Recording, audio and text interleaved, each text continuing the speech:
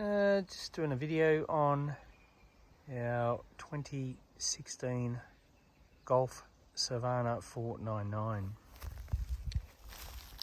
This is our first little camp in it. I'm just going to run through a few of the features that it has.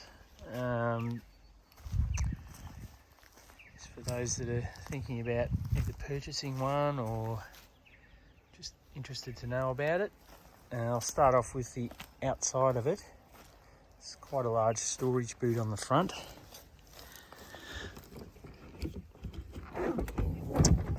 Storage boot's got a couple of gas bottles in there, room for miscellaneous goods, the jack up in here.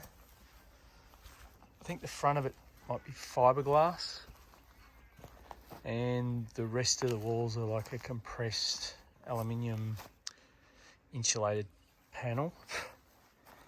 We've got the DO35 Cruise Master hitch on the front and standard jockey wheel. It did come with a stone guard set up across the front, but I've since removed the mud flaps from that and removed the stone guard because I'm planning on fitting a stone stomper. So I just cut up the mud flaps. I've put a little flap there to protect the tap, and mud flaps either side under there, which provide a bit of protection to the stabiliser legs. This hatch here is for the Thetford toilet. We've got shore power set up in here. That's if you're staying at a caravan park for your 240. This is your outdoor shower, which is hot and cold. This is your fill for your two water tanks. I think they're two 95-litre tanks. That's the exhaust for the hot water service. Ours actually came with a purple mover, which is a setup where you wind, I point with my beer, wind that, which pushes this up against your wheel, and it has a remote control with a setup that you can drive it remotely, which is kind of cool. Didn't think I'd ever like that, but it's kind of handy.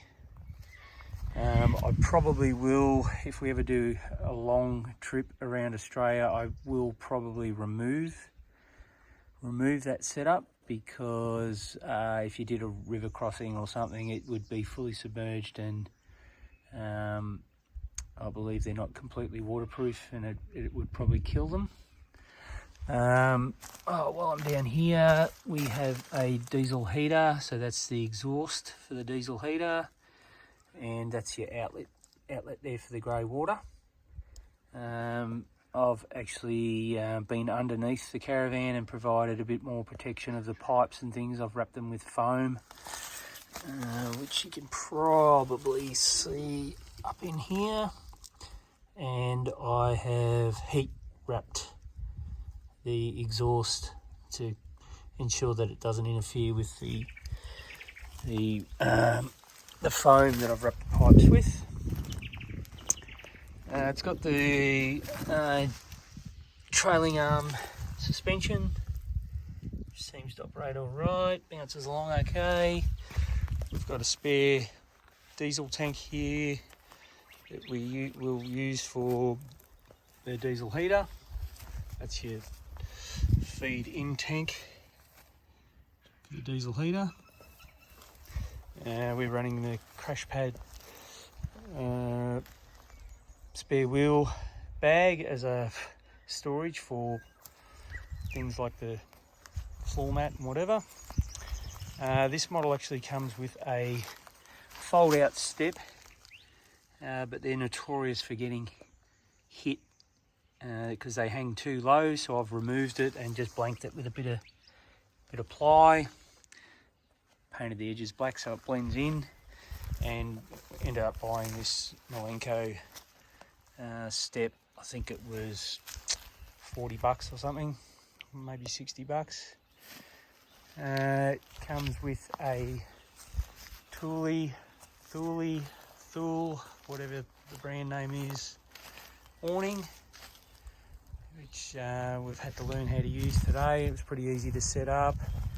The hardest part was just learning that these clips here actually push up to lock the arms in. There's the other purple mover. It's got an outside table on it, which is pretty stock standard for most caravans. This hatch here has a Waco drinks fridge. I really wish that it had a light to indicate whether the actual fridge is on or off, or that power is actually getting to it, because it's kind of hard to know. It's got a slide out kitchen with gas and hot and cold water. So there's a gas inlet there, and your hot and cold are under there. It's got a stereo inside with speakers inside and out, but yet to work out how the actual radio works. That's my problem. It's got power outlet, 240 and 12 volt with your TV input for the antenna. The vents for the fridge inside. I've actually put, not sure if you can see there, the press studs on each corner. If we do any dusty travels, we'll probably make up some carpet or rubber to cover those vents up to stop dust ingress. So that's the outside. Let's have a look inside.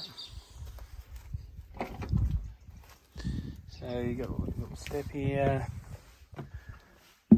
dinette with a small TV, which is kind of cool. This is the only gauge that it has inside to tell you how many volts your battery's working at and your water, but it doesn't actually tell you what the solar panel is doing, so that's a bit of a pain in the butt, but I'm going to change that. I've ordered an iTech World display, which we're going to rig up, which comes with its own shunt, so we can record stuff, or not record, but at least monitor what's happening with the solar. So plenty of storage, little dinette. It's kind of hard to film inside given that everything's so close. Just close the door because of the flies are pretty bad. So we've got all LED downlighting, LPG stove, range hood, which is only operational under 240. Oh no, the light actually works under 12 volt, which is cool. A small fridge, three-way fridge. This is the sink, which is hot and cold water. The bed, I think it's just a little bit bigger than a double, not quite a queen, but it's got the cut off on the angle there so you can walk through to your shower and toilet. And it lifts up, and underneath we've got the diesel heater, all your battery pack, which I'll probably do a separate video on. This is your outlet for your diesel heater down there with a power point and a speaker for the radio, which I don't know how to use. That's a small cupboard for storage. There's a little sink in the corner here. Not sure how practical that'll be, but some people have actually bought a small sink from Bunnings, which is like a rectangular sort of top with a cupboard, and then made some shelves which fits in this area here. But we're just trying it out this weekend, so we'll just see how she goes. And then we've got the toilet, which has the shared shower section in there, and we've just put a rubber mat on the floor. bought some of these little suction cup duvwackies, so for the toilet roll and for just a rubbish bag to go on there. It just closes up. All the windows are double glazed. They're pretty nifty in their function, so they all have the fly screen which pulls down from the top, and this is your block-out blind which rolls up from the bottom, so every window has that on it. Obviously you've got your zipper with fly screen all the way around the top. I did neglect to say it does have a microwave as well. The microwave obviously only operates off 240. The door's pretty nifty. It's got fly screen top and bottom. And then it has this glass section which you can close up like this. It's got like a little locking mechanism that fits into there, and you just close it. When you're traveling, you lock that in like this. It's got a tare weight of 1600 kilos. I'm yet to take it to the weighbridge to actually find out exactly how much it weighs, but we're towing it with a 2010 Prado, which has got a 2.5 ton towing capacity, and it seems to be towing it okay. Obviously you use a little bit of fuel pulling the caravan, but the only issue I've had really with the Prado was the gearbox sort of getting too hot. So I've had the gearbox serviced and a trans cooler fitted. But yeah, that's it. That's the 2016 Golf Savannah 499. So far so good. And yeah, I'll do some other updates as we travel. Thanks for watching.